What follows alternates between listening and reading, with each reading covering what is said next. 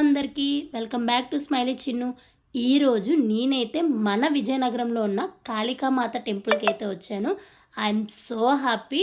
పొద్దున్నే లేచి ఇంట్లో దీపం పెట్టేసుకొని గబ్బా గబ్బా రెడీ అయిపోయి టెంపుల్కి అయితే మేము స్టార్ట్ అయిపోయాం.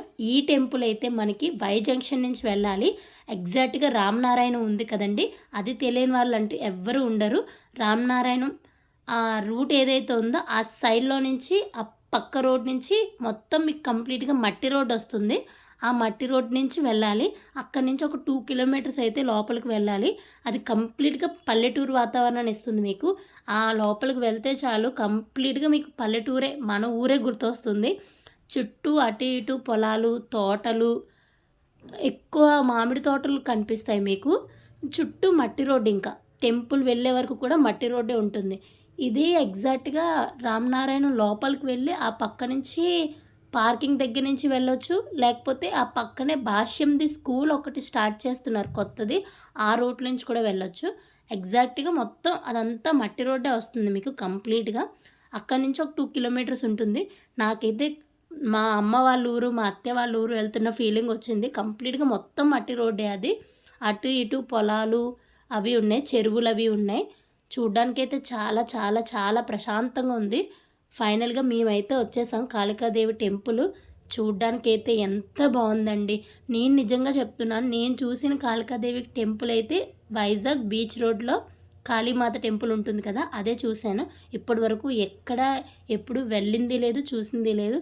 ఇక్కడికి రాగా లోపలికి ఎంటర్ అవ్వగానే వినాయకుడు అయితే మనకి ఫస్ట్గా దర్శనమిస్తారు. ఆయన చక్కగా కూర్చొని మనల్ని ఆశీర్వదిస్తారు. ఇక్కడ బగలాముఖి అమ్మవారైతే మనకి మొదటగా దర్శనమిస్తారు. పక్కనే శివాలయం ఉంటుంది. చాలా బాగుంది చూడ్డానికి, మనసంతా ప్రశాంతంగా ఉంది. ఇక్కడ 9 అమ్మవార్లు ఉన్నాయి బగలాముఖి అమ్మవారితో పాటు.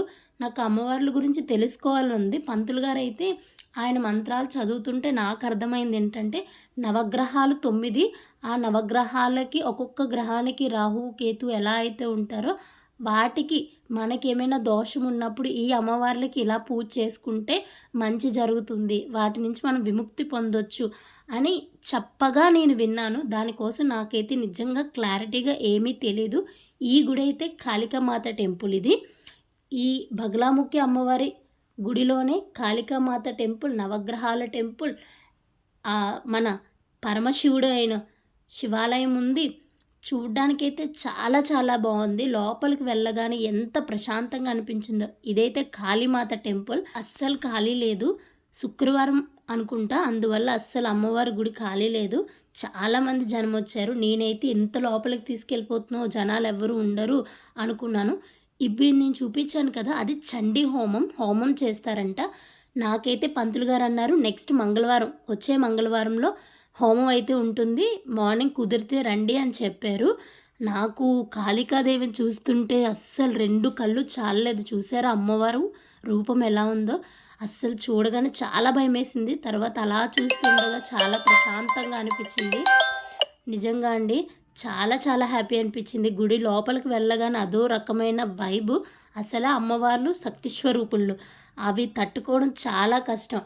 అందులో కాళికాదేవి అంటే అసలు చెప్పలేం, అది మాటల్లో కూడా మనం వివరించాం. నేను చెప్పాను కదండి శివాలయం ఇదే. చాలా చాలా బాగుందండి చూడడానికి. నిజంగా ఆ స్వామివారిని అలా చూస్తుంటే 2 కళ్ళు సరిపోలేదు. అమ్మవారు నాకు నిజంగా ఈ బగలాముఖి అమ్మవారిది చాలా బాగా నచ్చిందండి. నిజంగా అసలు కొత్తగా ఉంది. నా లైఫ్లో ఫస్ట్ టైం నేను ఇలా చూడటం. వీటి గురించి తెలుసుకోవడానికి చాలా చాలా చరిత్ర ఉంది. కాకపోతే పంతులు గారికి అస్సలు ఖాళీ లేదు.